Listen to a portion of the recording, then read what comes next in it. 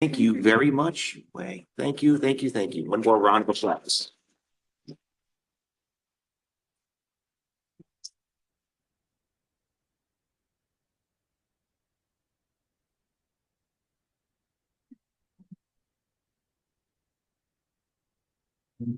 Okay, so up next is Stephen Joe Munchak from company Tomorrow.io, or the Tomorrow companies.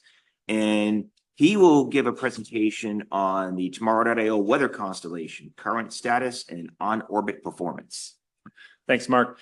So I'm going to give the perspective of the Tomorrow Sounder constellation internally. And first, I want to thank all my co-authors at Tomorrow.io and MIT Lincoln Laboratory that really led the team developing the TMS sounder and taking it from TROPICS to a commercial constellation. So just to give a little bit of a zoom out perspective on where TMS came from and where it's going. Like we mentioned, TMS is derived from TROPICS. TROPICS was the Pathfinder, a NASA-funded mission, great success with 4 satellites that really proved, I think, the utility of rapid revisit passive microwave observations for the low inclination orbits. And we decided, even I think very early on when we just had some TROPICS Pathfinder data, that was a valuable concept, and we wanted it to continue and expand the orbital coverage even further. So we kicked off the TMS program in April 2022, and just a little over 2 years later had our first launches of what we call S1 and S2. And that's what we call TMS 1.1, if you consider TROPICS to be 1.0, and there'll be 17 of those built total. We're already planning for a version 1.2 that'll have some minor improvements. It's still essentially the same channel set, same spacecraft size, but a different bus. And we think the main improvements will be around data reliability and just overall uptime of the satellite. But we're also in parallel planning for a much more advanced version 2.0 that will have more channels, better resolution, and that's not going to be too far away either. So we're taking a closer look at the current TMS, the version 1.1, and if you compare it to TROPICS here, it's again same 1U payload spinning around, but now it's on a 6U bus. We've added an additional calibration target that is viewed every scan, and swapped out the ADCs on the F-band temperature sounding channels for a digital spectrometer to get those channels, make those digitally formed and very repeatable from instrument to instrument. But otherwise, similar to TROPICS, same polarization basis, if you're familiar with that, which is a little bit different than a traditional cross-track scanning sounder. And here's what I call the TMS cheat sheet. So this is all the instrument specs in one if you need to know anything about the channels, the bandwidths, antenna pattern. Again, same antenna as TROPICS, so similar resolution. We're getting about 15 kilometers at the water vapor channels and about 27 kilometers at the 91 gigahertz channel at W band and 24 kilometers at the temperature channels, which is, there's a lot of, I think, pros and cons to using 118 gigahertz. You lose a little bit in accuracy, but you do gain in spatial resolution, which has some benefits, which I'll show as well. And your typical weighting functions, of course, these will vary based on the atmosphere, but just to give a broad overview of where in the atmosphere we are sensing with these channels. So I think we've said we've launched 11 of these satellites, now over 6 different launches. Each one, they're a little bit different. They're like each one is a pair of non-identical twins, and they're all a bunch of siblings. So we do have to take care of their needs. Some of the early ones, you can see there's a lot of red on this. There was a lot of downtime due to some use of some refurbished components. Those have been replaced with a much more reliable component in number 5 onwards. So you see a lot more green on that chart. But I am really excited to say that after 14 months of downtime, we did start getting data from S1 about a month ago, and that has continued without interruption. So our space and sensors team has just really done a good job in trying to figure out ways to operate the satellites with some reduced capability, but without a total loss of the data. So we're really happy to have that back. And now with the most recent launch, I think we're getting data currently from 10 of the 11, which is pretty good. So if you were at my talk last year, I showed this animation of what our coverage looked like on a 3-hourly basis.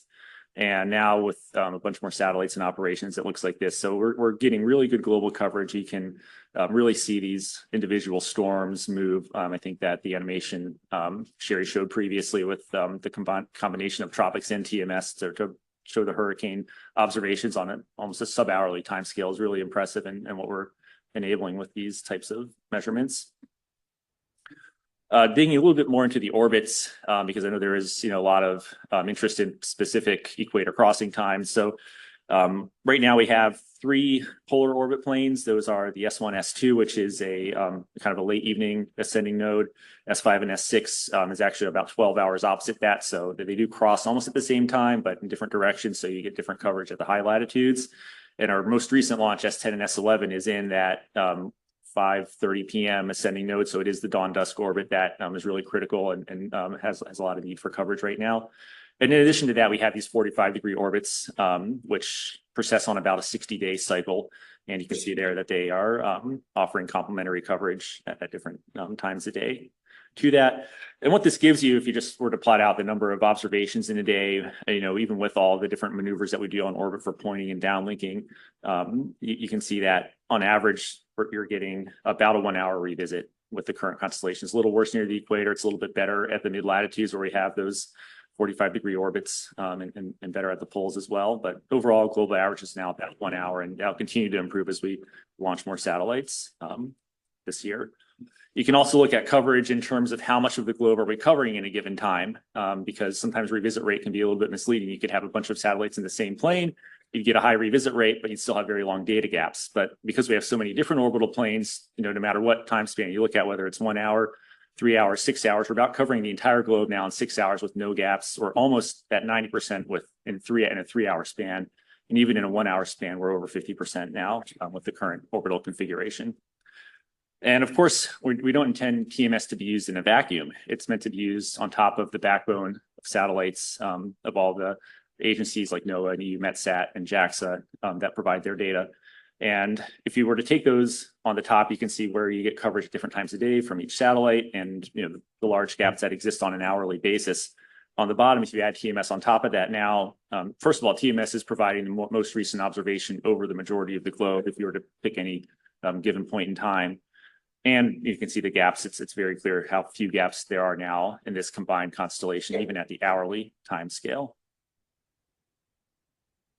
Okay, so that's TMS obviously is doing a really good job in terms of coverage and revisit rate, but data quality is equally important.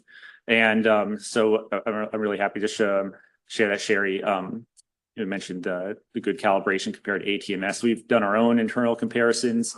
And this plot is just a summary of how each channel is doing. So each channel has its intrinsic noise, the NEDT. That's the spot-to-spot noise. That's a fundamental limitation of the sensor.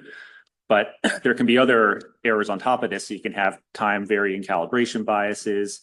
There can be nonlinearity errors and so on. And so all these, the real world performance is always going to be a little bit worse, but you want it to be as close as possible.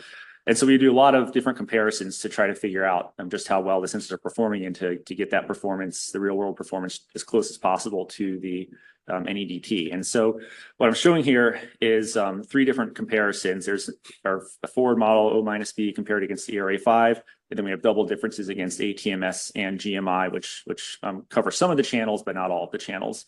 And you can see, first of all, at the channel 1 at 91 gigahertz on the bottom, our O-B, or I guess our double differences are actually much better than the ERA5 differences, which shows, first of all, that we're matching other satellites better than we're matching ERA5.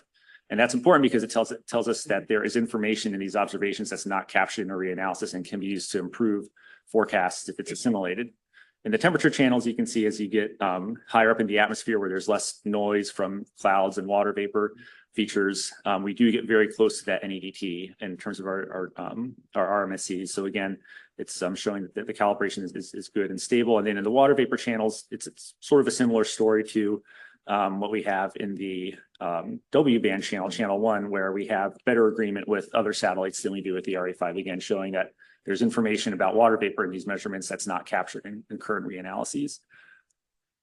So we can go into more detail, just showing, again, these plots just show that the biases tend to be pretty flat with respect to scene temperature, showing that the instrument's well characterized. We have the double differences against ATMS that show very well on the 1-to-1 line.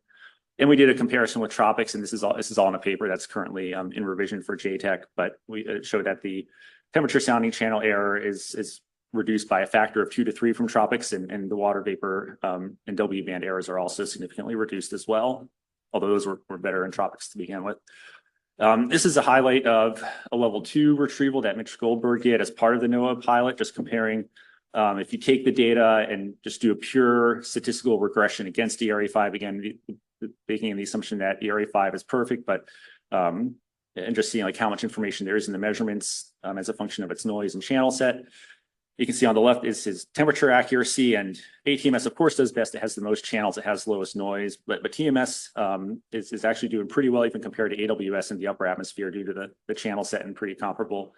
So that's the EPS Sterna, the European constellation that's going to launch in about 3 years. So that's their pathfinder for that. So we're doing equally well for temperature and for water vapor. You can see on the right that we're very comparable to ATMS, certainly at the upper levels, and seem to be doing a little bit better than the Arctic Weather Satellite at those levels as well. We've done our own observing system experiments, impact studies on NWP that generally confirm these results. And Ryan Honeyyear presented this, I think, on Monday, but the takeaway message is that on a per satellite basis, TMS has about half the impact of ATMS for temperature and about an equivalent impact for the water vapor fields. And again, we have 11 satellites on orbit with more coming, so you can extrapolate that out just to think about the overall impact. The tropical cyclone applications were also mentioned. I think this is a really important use case for the rapid revisit. So SIMS has done their put the data into their DMIT 183 algorithm and shown that the estimates are very comparable in quality to every other sensor that they put in, and that we are getting useful information. And those are actually available to the public on a 24-hour delay at this link below. And then just some more highlights of our overpasses of some storms this year. So Typhoon Regasa was a really good case for TMS. I think it highlights the importance of those high resolution temperature sounding channels to actually retrieve the temperature anomaly in the eye compared to the outside environment. So I think that was 13 Kelvin anomaly, which was the largest we'd ever observed in any tropical cyclone in channel 6, which is an upper about a 10 to 15 kilometer weighting function. And then just some other animations on the right showing the benefit of the rapid revisits of these storms. So in summary, so we've already reached our initial operating capacity with a global hourly revisit. Several publications, which I alluded to in this presentation, dealing with our various processes of review and acceptance. So we have an L1 paper that's currently in revision, and we have our own L2 product, which I'll talk about tomorrow in session 13.2a. But that's we're preparing a publication on that, and we also have nowcast impact studies and then NWP OSE study that have both been accepted for publication. And of course, now I have to mention again the tremendous cooperation we've had with NOAA and the commercial data pilot, and really it's really been a cooperative feedback that we've been getting, a lot of improvements that we're going to be making to the products based on that feedback for the next phase of the pilot. Thank you.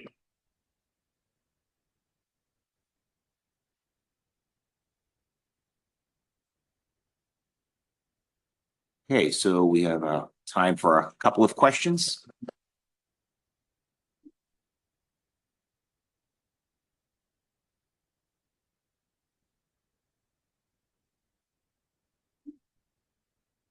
Oh.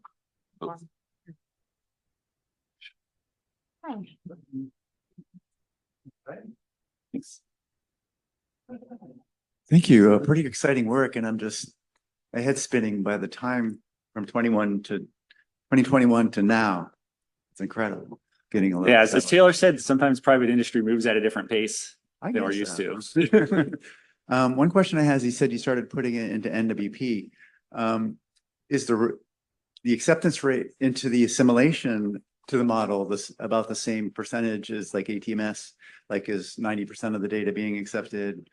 85% of the data? So that's probably a question Ryan should answer, but I know that he did do, I think, the same data thinning strategy that's done. We used JEDI 3D ENVAR, so that has some limitations, I think, but I think that the relative impact is still valid. Yeah, sure. Compared to the other sensors. We used all the published configurations for ATMS and MedOps, for that.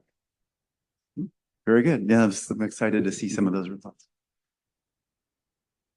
We have a question online. The question is, I am interested to hear your views on the commercial